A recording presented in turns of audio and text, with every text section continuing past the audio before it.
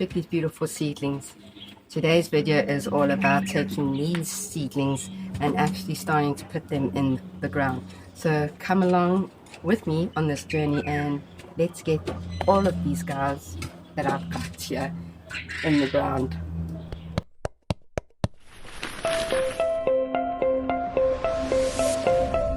So these are the seedlings that I have to start putting them in the ground. I'm going to put quite a few spinach here and some bok choy, and then all the kale that I've got here is going to go in these raised beds and some in here.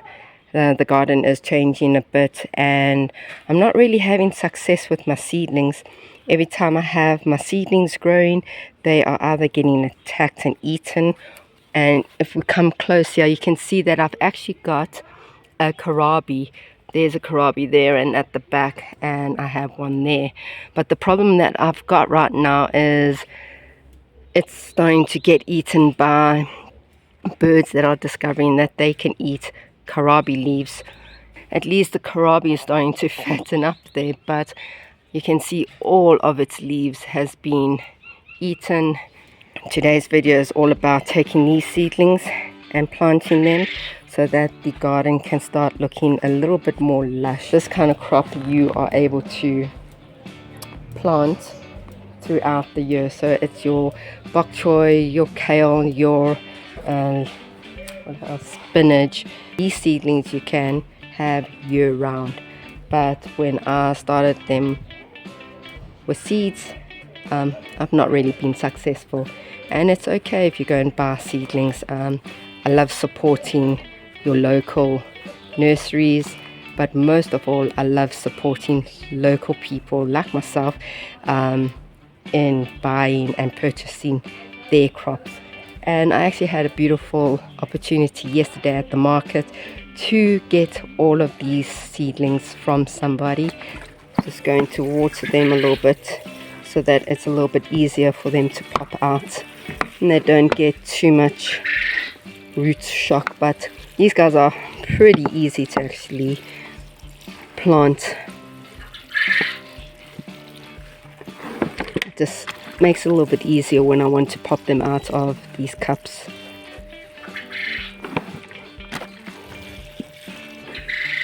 And now that I've got these guys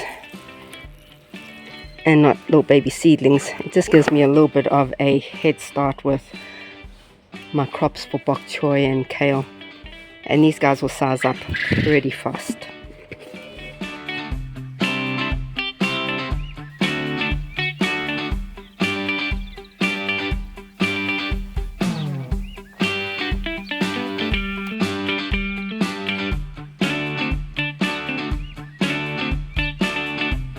Just wanted to show you guys how gorgeous this is looking. Fresh, healthy roots. Absolutely fresh, healthy roots. And they look absolutely gorgeous. The soil quality is fantastic. Let's continue planting them out.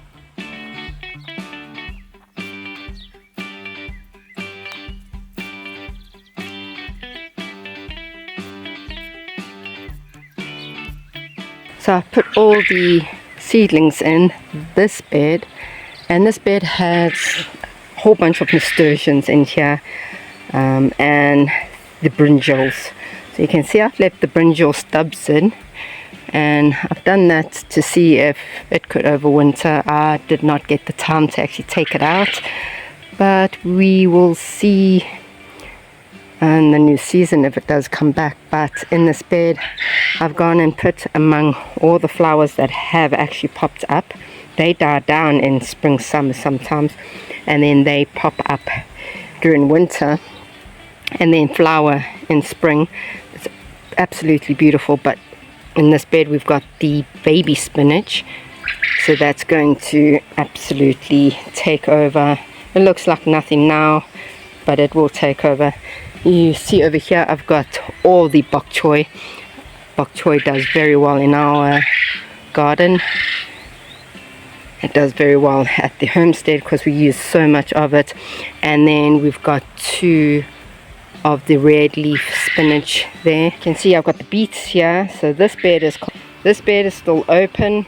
So at the back there, I'm just going to fill it up with soil, and I'm going to see if I can put maybe some kale in this bed, and I might put 1 kale in, and just see if I can't spread the kales around, because I didn't realize when we did the choy kale how tall it actually grows. It grows like it nearly overtook this fence, and I actually took an existing one, cut it, and it's starting to grow on the sides down there, and new leaf growth on the top there. So it's possible to just cut them down and they'll just start growing from the side there. So I haven't been able to get my hands on some new ones like this. I've got the curly kale, that is also okay, and let's get going. Let's plant them out. They've been sitting in the sun for a while, and there's quite a few to plant out.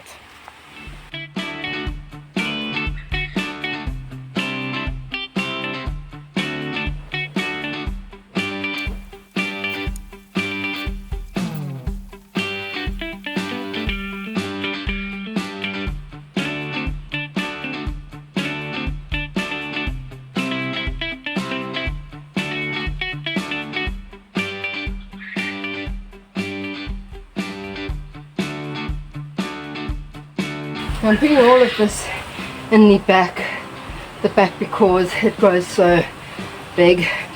And then over here, look how this is growing. These are the other seedlings I put in maybe 3 weeks ago. These are your beets and your leeks, and they're actually starting to look really good. They're starting to size up. I have some spring onion that I actually just took from the shops, stuffed it in the ground, but the leeks definitely have doubled up. And then I've got another kale there, so I'll just trim the bottom leaves, like I said, off like that. We'll leave that, but you could take this one and that one off. The stem will start thickening up. This will definitely get taller, and you'll get new leaves there. And then if I swing here, I've got another kale here, so I'm going to do exactly the same there. And I'm going to show you a nice example of root shock as well. So this is one of the spinach that I actually took out of one of the bags, and all these leaves that are flopped over I actually need to trim off, and then all the leaves on the outside I just need to trim off, and you'll see that there will be new leaves emerging from the middle. So spinach is very hardy, they're very easy to grow, and they get root shock, but they do always bounce back. So that I'm going to just tidy up a bit. And then there's the other kales that I planted. I'm going to do exactly the same, just trim that off. The birds are just having a field day with my kale. I don't know what I'm going to do.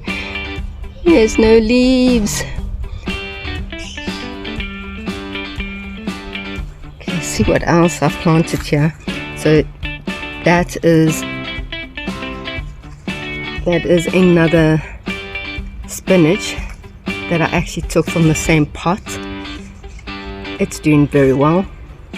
And then there is another spinach that we planted that is absolutely doing perfect. There you can see it's bounced up nicely. So what I'm going to actually just do is I'm just going to give it a quick trim, and new leaves on the top will emerge in the middle.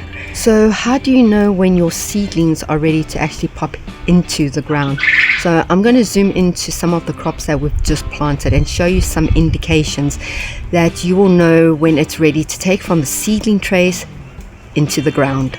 Your first indication is the roots make sure your roots are beautiful and they look strong and healthy. When you look at your roots, you'll see they are white and they normally by the drainage holes, and that is also a good indication. So you can see that the best indication is to make sure they've got at least 3 to 4 true leaves, and that would be above the initial seed leaves that emerge when busy growing, and they will now set their roots in the ground, start taking up the nutrition that I've got in my soil, and start sizing up and lushing and giving me more leaves. The red spinach has some beautiful true leaves here, and when you see something like this, you can just pop it off so that the energy is not concentrated on trying to keep this leaf alive. And then you can see the kale. The kale is sturdy, it is beautiful, it's strong, and what you would want to probably do is take these bottom 2 leaves maybe off, and it can just concentrate on the leaves above. I'll do the same here because that one looks a bit sad.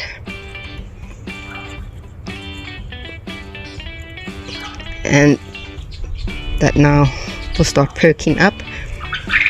If it was not ready to go in the ground, you'll probably start seeing all of these leaves start going yellow, or even just drying out and dying.